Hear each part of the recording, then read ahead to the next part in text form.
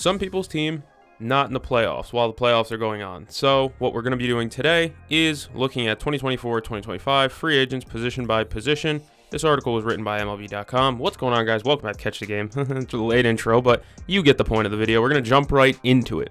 I believe that my Yankees will soon be joining you guys in the fray of teams hanging out in Cancun. But yeah, we're going positionally. Like I said, this article is by MLB. I would give credit to a writer, but I don't see a writer name anywhere. So this is where we start talking about the free agents. Catcher position's kind of weak this year. I believe Travis's option is going to get picked up, and maybe El Gary's. I don't know, but the catcher position is pretty mid. You look at it right now, and you tell me who is the best catcher here. Higashioka's here in terms of WAR, but realistically, this ain't a stacked catcher class. If you're looking for an A-class catcher, he ain't here. Somebody's going to pay Kyle Higashioka, though. Somebody's going to overpay him because he had an above-average hitting season, like 101 OPS plus, and he's having an insane playoff run right now. He already has like 3 or 4 homers, but he's also 35. Sneaky 35 years old, Kyle Higashioka. But where do I think he'll end up? Honestly, bro, I could see a team like... Sorry, I gotta move my camera. I could see a team like the damn Rockies overpaying him. You know, they're a team who has been looking for catcher production since Elias Diaz kind of fell off a mountaintop. So they also have Jacob Stallings, who's in here. I don't think he's in the long-term plans, but they need catcher production. A lot of teams need catcher production. I have this open too, which is position WAR for each team. The worst catcher team, the White Sox, Miami, Texas. I don't know. It's not a pretty group. Colorado actually got good production at Jacob Stallings in them, but I don't think the White Sox are going to be spending on a 35-year-old catcher. Miami doesn't make sense. They're in a rebuild as well. Texas, Jonah Heim had a bad year, but I don't think Jonah Heim is that bad. Tampa Bay is in a rebuild. I don't think they'd go after him. Maybe Cleveland. They believe in Bo Naylor, and Austin Hedges catches their pitchers really well. He's a pitcher's friend. Obviously, the Mets have Francisco Alvarez, so they're not going. Minnesota has Jeffers, who had a really good start to the year, but kind of bad down the stretch. And Vasquez doesn't help the WAR numbers because he is an absolute abomination of a hitter. But yeah, somebody's going to overpay 2.9 WAR Kyle Higashioka. I don't know who. Maybe he just re-signs with the Padres, but the Padres have a weird contract situation going on. So, I mean, yeah, I could see him going anywhere. It's not a pretty class, though, as you can tell. All right, first baseman, it's Christian Walker, Pete Alonso, Carlos Santana. This is actually like a deep first base class. It's a pretty deep one. Club option better not get picked up for Anthony Rizzo, or else I'm going to gouge my eyes out with a spoon. Yuli Gurriel at 41 years old is in here. I'm a Choi boy. Whatever happened to Big G, man? Why is he not getting PT no more? But let's focus up back on the top of the class, Christian Walker, Pete Alonso, and maybe we'll talk about Santana, Goldie, and O'Hearn. But Walker, I think he'll re-sign. The D-backs are another team with a weird contract situation. You're looking at, they're going to have to pick up Gino's club option, I think, for $15 million. Montgomery is probably going to pick up his player option. $22.5 million for Jordan Montgomery. Nobody else is going to pay him that, so I wouldn't be surprised if he picked it up. And then on top of that, you're worried because long-term they still have to pay Zach Gallen. He has an arbitration year left, but after that they have to extend him. Merrill Kelly has an option. Paul Sewald's a free agent. Ultimately, I think he'll stay, though. There's no way they let him walk because him and Josh Bell are free agents. Is Josh Bell on this? Yeah, Josh Bell's on this list too. So they're going to need to bring in a free agent, and I think it'll just be Christian Walker getting re-signed. He's been a guy who's been always behind a better first baseman. You know, he was with the Orioles when Chris Davis was their starting first baseman, and Chris Davis was hitting the ball hard. And then he comes to Arizona. He sits behind Paul Goldschmidt. Now he's finally getting a chance to start, and he just had his best career season. He looked really good last year. Just extend him. And Pete Alonso, I think, is in the Christian Walker class as well. I think this playoff run has kind of made it where they should re-sign him at least. Pete Alonso's got faults in his game. He strikes out a ton. He's a good scooper. He's really good at scooping the ball at first, but defensively he's just... I don't see him as a good defender. I see him make a lot of defensive gaffes, but he's still a really productive player, Pete Alonso. A lot of bombs, a lot of RBIs. He hit 240-something this year, which I said before the season started, he was not a 210 or whatever hitter he was last year. He was closer to 240, and bang, he hits 240. Where do I think Pete Alonso is going to go? I just think he's going to stay. He's having the playoff moments with the Mets. He had a home run yesterday. He had that, of course, the famous home run now against the Brewers. He's had his big moments in these playoffs, and I think the Mets will extend him off of that. The Grimace Mets, the OMG Mets, whatever you want to call them. This has been a fun team to watch, and if they let Pete Alonso walk, I don't know who his replacement would be. So Santana and Goldie are weird ones. 39 and 37. So whoever signs them is probably giving them a 2-year deal max. Santana still produces, though. Santana has been productive just about everywhere he's gone. Really good guitarist, and he can hit the ball far. Legend. Carlos Santana is a hard one to predict because he's like a hired gun. He goes everywhere. He's played almost everywhere, it feels. He's a guy that can end up with the Yankees, and I wouldn't even bat an eye at it. But the Yankees, I don't know. Would they bring in a Carlos Santana type? I wouldn't mind some Slam Tana in the Bronx. That'd be fine with me. And then Goldie, boy, I don't know who's going to sign up for Paul Goldschmidt. He had a disastrous season. And disastrous by his standards. Like, he wasn't a good hitter. He didn't hit for a lot of power, a lot of singles. And, of course, he's 37 years old and only getting older, as I am too. But, yeah, Paul Goldschmidt, I don't know who would sign him. Who wants... That's another Yankee signing. Oh, my God, I just drew it up. He's going to be the Yankee signing. It's either going to be him or Santana. They sign old past their prime guys and pray that they can get juice out of them. They're trying to make apple juice with freaking apples with worms in them, So, I don't know. Goldschmidt and Santana both feel like Yankees in the sense where they're old guys who the Yankees will just sign and pray it works. But Santana might stay in Minnesota. He had a really good year. And I really like Carlos Santana, so why not? Hell, even Justin Turner's in here, who's 40. Really old free agent first base class. My God. Justin Turner, I don't know. I have no idea. Club option for O'Hearn. I hope that'll get picked up because O'Hearn was better than Mountcastle the second half of the season. Ryan Mountcastle's production was abysmal in the second half. Talk about the second baseman, Gleyber Torres. Gleyber Torres, at the tail of 2 seasons for Gleyber Torres. To start the year, abysmal. But in August to now, he's picked it up and he's been probably one of their top 4 best hitters along with Judge and Soto. In that leadoff spot, Gleyber's been a demon, and he's been really good. Are the Yankees going to re-sign him? I can't confidently say yes. They have a much bigger fish to bring home in the offseason, and on top of that, you still have to deal with Stanton's albatross contract. God forbid you bring back Anthony Rizzo. Like I said, if Anthony Rizzo's on this team by next year, I'll turn on this camera and I might eat a silverware drawer. I mean the silverware in the drawer, not just the drawer itself. I'll eat both. I hate having Anthony Rizzo on my team. But Gleyber Torres should re-sign with the Yankees. He's been really good as a leadoff hitter. But is some team willing to throw him the Omega bag? Let's see who's bad for second base production. Gleyber's bad defensively. That's a fact. You should know what you're going to get when you sign Gleyber. Bad defense, but if he's hitting, Gleyber Torres is an amazing hitter. None of these really make sense. Minnesota, maybe. I mean, more hitter-friendly. Second base, Edward Julian did do kind of bad. Willie Castro is more of a platoon, or not a platoon. He's more of a bounce-around positions. Utility is what word I'm looking for. And they also have Brooks Lee, who looked pretty good in his minimal time up at the major league level. The Nationals, I mean, maybe. I still don't even see it anywhere. I don't know. I'm not seeing it. Boston kind of makes sense-ish. I don't know if he's their type of guy. Gleyber Torres' free agency is a hard one to predict. You know what? I don't see him as a Red Sox. I just see him going to the highest bidder. That's how I see Gleyber Torres' free agency, is the highest bidder, whoever it may be. And which is the right mentality to have for a guy like him going into his age 28, 29 season. Maybe Cincinnati? John India's there still. Johnny India's pretty good. Geez, man. Gleyber Torres is a tough one to predict. St. Louis? Would Gleyber sign to a place like the Giants or St. Louis where it's a pitcher-friendly park? I don't know. Gleyber Torres is a tough one to predict. Let me know down in the comments where you guys think Gleyber Torres is going to land in free agency. But behind Gleyber Torres, you have Brandon Lau, probably going to get picked up on that option. I don't see why they would let Brandon Lau walk. They have nothing else to do. Kyle Farmer's mutual option if you care about that. Whit Merrifield's bad. Jorge Polanco.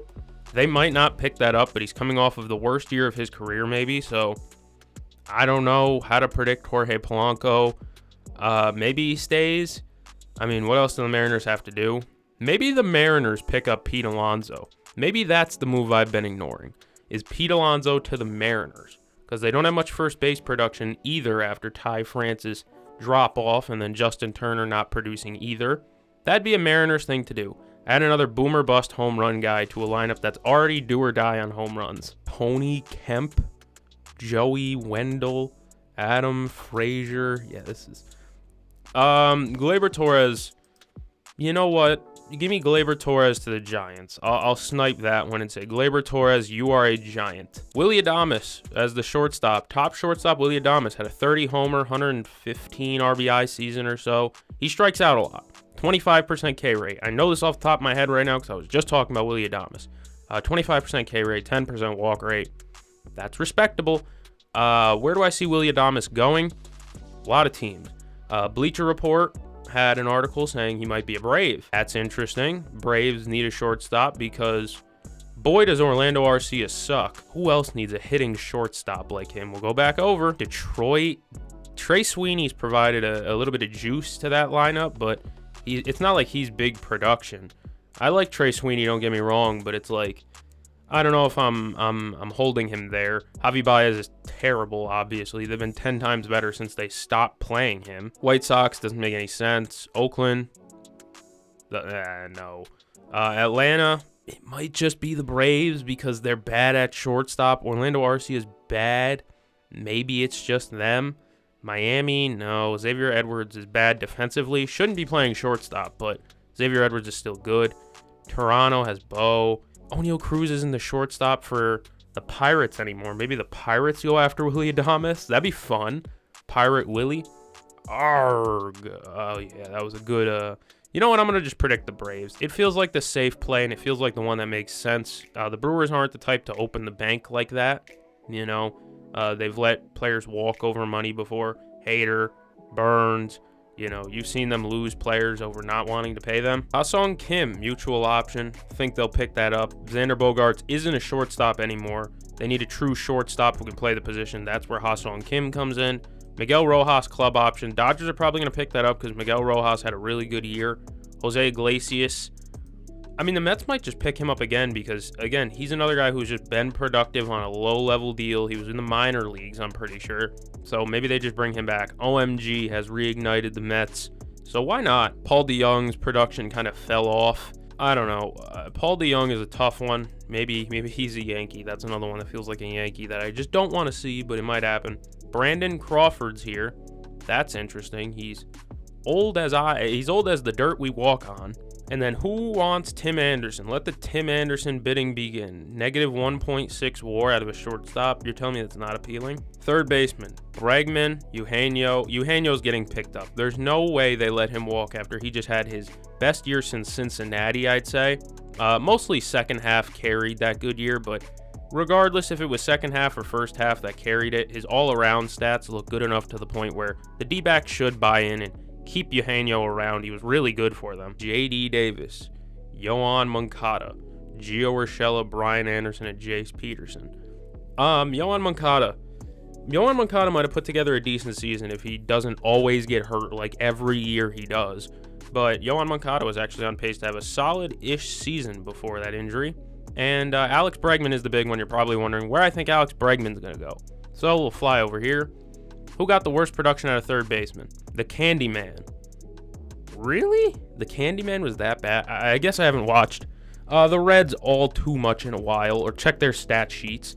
But damn, the Candyman was that bad for them. No matter what position you pull up and look at WAR, the White Sox are always there. No, of course, they're not going to be signing anybody. They suck. Nobody should sign there either. Oakland? No. Washington? Does Washington make a run for Alex Bregman? No, I think he's too old for that core. Chicago? Ooh. Chicago really tried their best to bring in any type of third base help this season between Morel in the beginning and then Isak after the big trade. Both of them were terrible. Really bad, both of them. I mean, you see how many guys were getting plate appearances at third. David Bodie. Oh, God. Mike Bush was getting PT there. Either way. Do the Cubs make a run at Alex Bregman? Maybe. Miami? No. Detroit? Boy, Detroit is in a weird spot with every position. Do they think they have enough? Alex Bregman reunited with AJ Hinch. That's interesting. Do they believe in that core enough to make another run to the point where they invest in a full-time third baseman rather than rolling out Veerling, McKinstry, Ibanez? Look how many people played freaking third base for them for a game, you know. Gio Urshela is their leader in third base plate appearances, and he was a Brave to end the season. Veerling's been good, though. I like Matt Veerling. Not great, obviously. It's Matt Veerling. Tone down your expectations a little bit, but Matt Veerling was good. Maybe the Royals? Michael was not great, but of course now, as soon as he's facing the Yankees in the playoffs, he's Cal Ripken Jr. over there, but maybe. Official prediction, geez, man. Noelvi Marte came back and looked bad. Does Cincinnati sink into Alex Bregman? Why not? Cincinnati picks up Alex Bregman. You know, 8.6 WAR is still really good. And, you know, although he isn't the past Alex Bregman, the MVP candidate Alex Bregman, not MVP candidate, but MVP vote getter Alex Bregman, I think in Cincinnati he might strive. Hitter-friendly park, you know, and he's just getting a payday. And then, like I said before, Eugenio Suarez is going back to the D-backs, I hope. If he leaves, man, he's going to be coveted if he leaves there. But it's a club option for about $15 million, so he should stay. Left field. Wow. Huh. Jurickson Profar, what, 2.7 WAR? That's it? What? Feels like he had a way better year than that. I don't know. Wonder where they're getting their WAR number from, because that says 3.7 for Jurickson Profar. Maybe it's Baseball Savant. Maybe. But Jurickson Profar should stay with the Padres forever. He should just sign a lifetime deal with the Padres. That's the only place he's good in.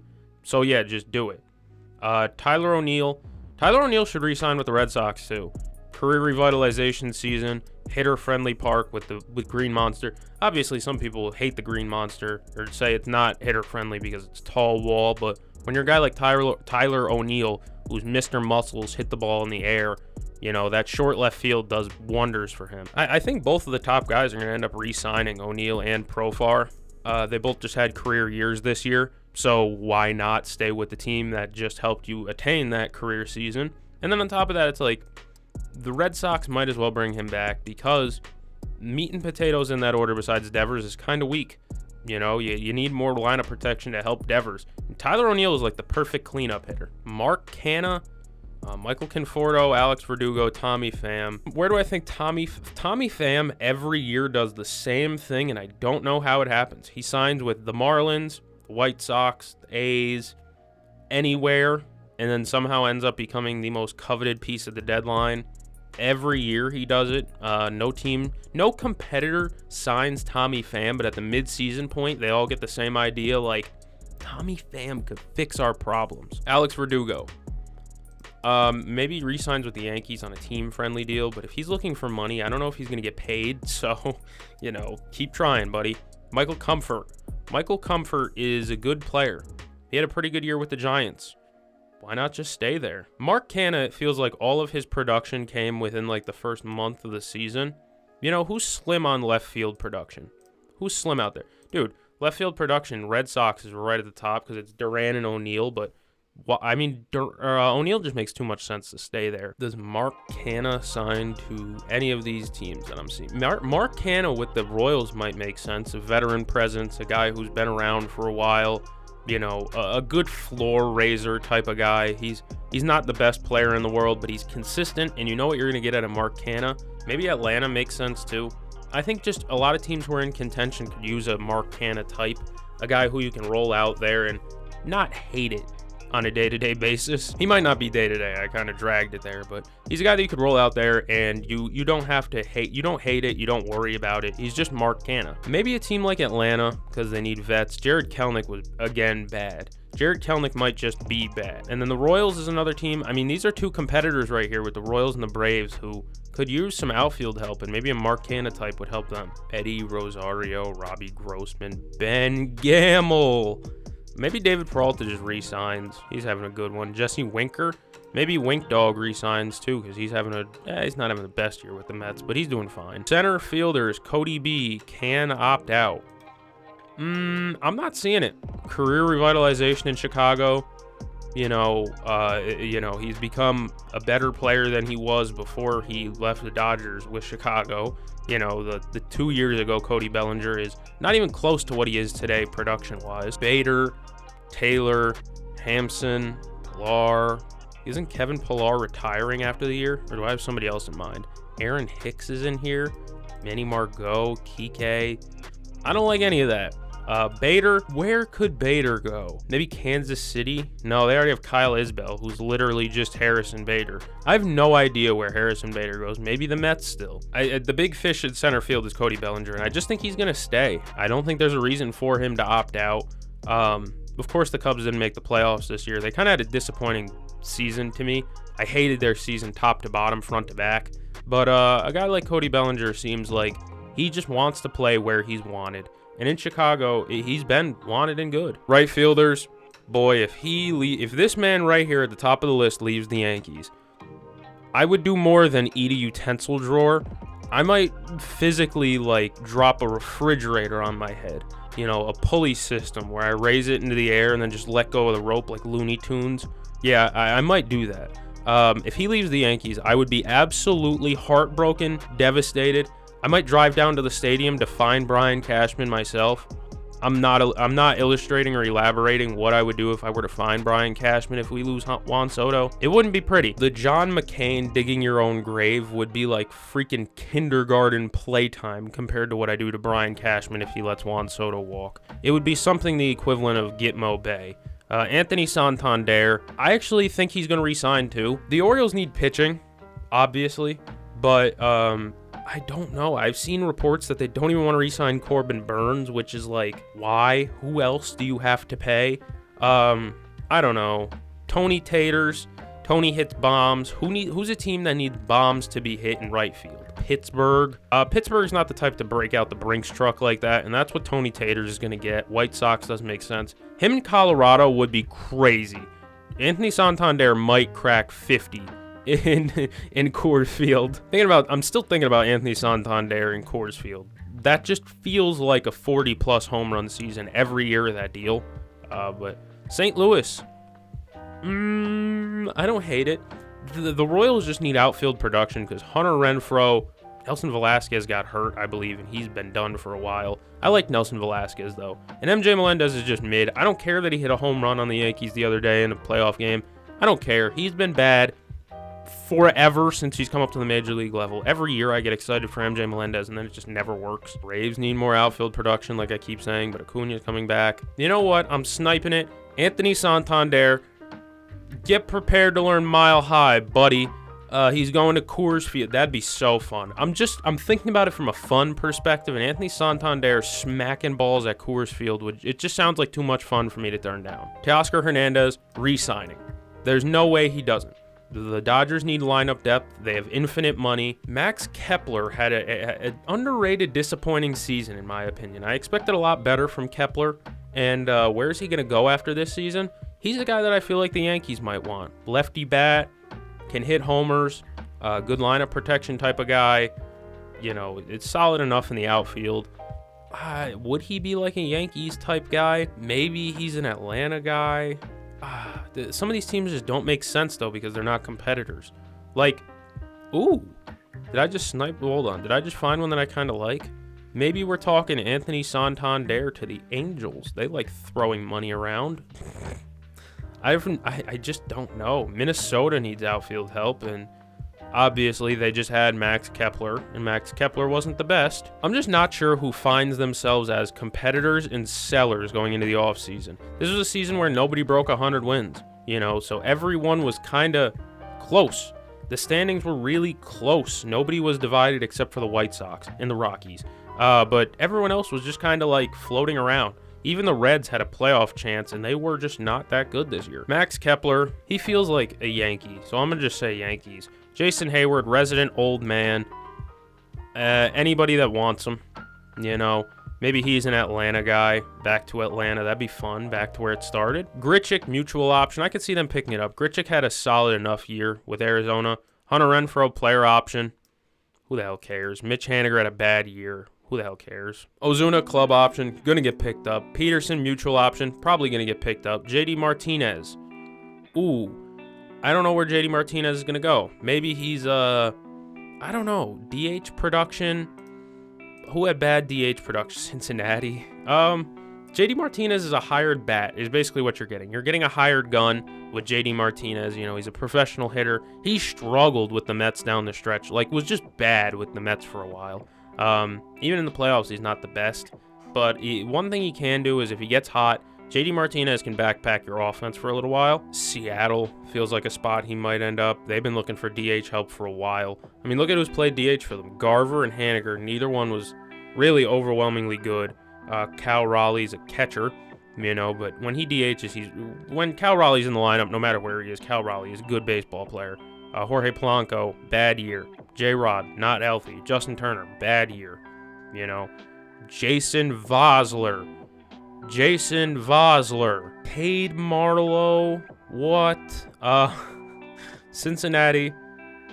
You know what? Cincinnati, go out and land yourself a JD Martinez, veteran help in the locker room.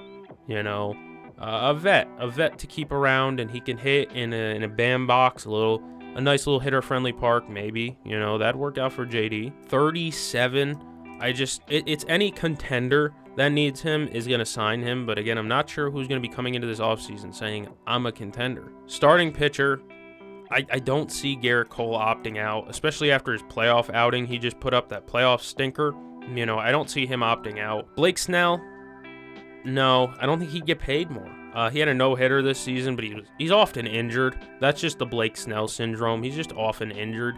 So I don't see him, you know, leaving the Giants. Kikuchi was good with the Astros. I can see the Astros trying to re-sign him. He actually was pretty decent. It was a good move at the deadline. A sneaky underrated pickup. Mike Wacha, he get paid bigger somewhere else. Maybe. He's a good like 3-4 starter. Freddie Peralta's club option I expect to get picked up.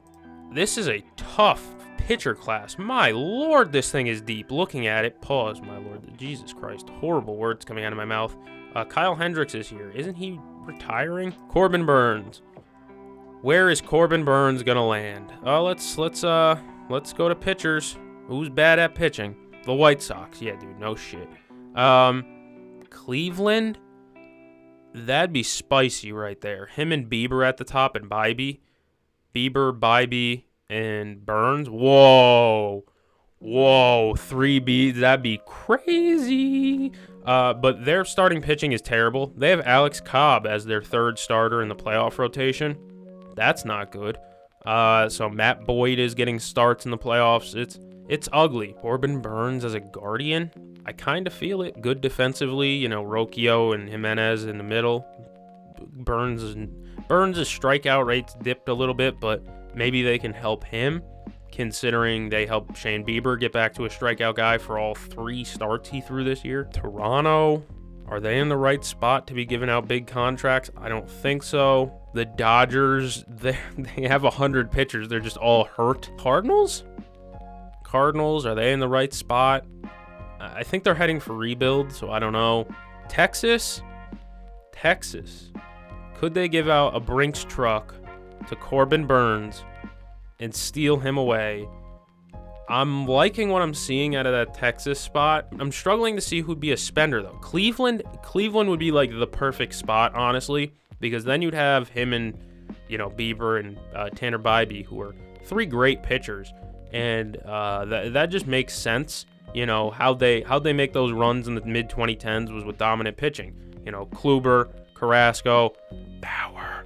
I don't want to say the other guys' name out loud, but they had 3 really good all-star quality pitchers, and they made it work.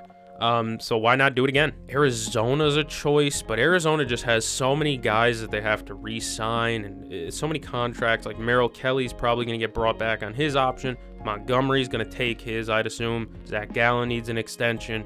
You know, they got a lot of, you know, and plus they still believe in Fott and Nelson and maybe Slade Ciccone as a long-term options for them. Does Baltimore re-sign him? I'd say it's either one or the other. Either they're going to re-sign Santander or they're going to re-sign Burns, and whichever one they don't re-sign is going to go somewhere else and get paid. Mets invest in Corbin Burns. Their rotation's good, but not great. They don't have an ace, I would say. You know, their ace this year was Manaea. Manaea's respectable, but he's not Corbin Burns. Am I dreaming up the Mets picking up Corbin Burns? I'm really thinking about it, and it makes sense to me.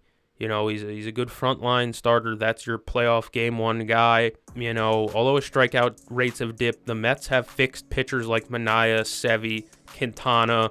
They got good innings out of David Peterson this year somehow. And then you got Senga coming back. So their rotation would be like Senga, Burns, Senga, Manaea, Sevy, Quintana. Oh my God. I don't know if they do it. But the Mets are the type to sink more money into this team. But the thing is that they still have to re-sign Pete. So maybe not. And you keep hearing rumors they're going to make a run after Juan Soto. Maybe they do. I hope. I hope not. I hope they run out of money. I hope Steve Cohen goes bankrupt before that happens. And then, like, obviously the top-end teams probably wouldn't do it. I'd say the Royals aren't the type to back up the Brinks truck like that. Cincinnati got 9.3 WAR out of Hunter Green, Andrew Abbott, Nick Lodolo, Frankie Montas. Nick Martinez was sneaky good. The White Sox, I forget. White Sox, actually, pitching production-wise, were good. That's a weird one. That's a little wild to look at, I can't lie. Who digs this Brinks truck in and hands it to Corbin Burns? Maybe the Tigers. You know, they only have like 2 true starters. Maybe the Tigers. Because Tigers feels like a good answer. You know what? We're going with the Tigers. Tigers are signing Corbin Burns. It's either the Tigers or the who was the other team I was talking about? Or the Guardians. The Tiger, he's going to the AL Central. That's what I'm saying. He's going to the AL Central. Corbin Burns, get ready to learn, beating the White Sox every other week. I don't see Garrett Cole going anywhere. I don't see Blake Snell going anywhere. Yusei Kikuchi probably going to re-sign with Houston because he had a good second half of the year with them. Mike Waka, player option. I think he might stay there. He's been bouncing around a lot recently. I think he'd want some consistency. Freddie Peralta is going to get picked up. Max Fried's a tough one to predict. Max Fried, man, that's a tough one to predict. Do they re-sign him? Does Alex Anthopoulos throw money at a player? Doesn't really happen very often. Maybe a team, you know, him and Burns just completely swap. He goes to Baltimore, Burns goes to Atlanta. There we go. Does Minnesota dig in further? Bailey Ober had a good year. Pablo Lopez regressed a little bit. Joe Ryan got hurt. Chris Paddock got hurt. They ended up starting Zebby Matthews, some other random guys like that, you know. Maybe they do. Let me know where you guys think Max Fried's going to go this offseason. He didn't have his best year. He's 31 years old. You know, 31's not really old for a pitcher, especially a guy like Fried who, you know, is more accuracy rather than pumping 99. Jack Flaherty's a tough one to even predict too because Jack Flaherty's coming off a career season.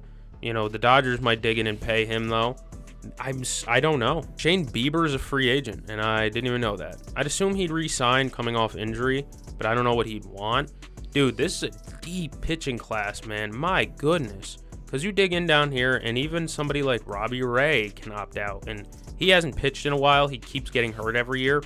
But when Robbie Ray pitched this year, he wasn't ultimately terrible. Guys in here, Charlie Morton, hired gun. He just goes anywhere. Sean Manaea can opt out. I'd assume he will. He's about to have his best season in a long time, so he might cash out and try and get a payday. Justin Verlander, where do I see him after this year? The old folks home. Relief pitchers, Tanner Scott, Jeff Hoffman, D-Rob. It kind of falls off a cliff after the top 2, if I'm being honest. Carlos Estevez is good. There's some good arms in here, don't get me wrong. Tanner Scott, Yankee. They need a closer. Not really need a closer. Luke Weaver is good as hell, but they need a lefty guy. Tanner Scott's a lefty guy. Jeff Hoffman's filthy. You know, stuff like relief pitchers, I don't even know if I'm going to speculate because that shit is impossible to predict. They're relief pitchers. Let me know where some of these star pitchers are going to go, especially the relievers, down in the comments below. If you enjoyed, like, comment, share, sub. Thank you for joining me. I'm going to go catch the game. Enjoy the playoffs. See you in the next one.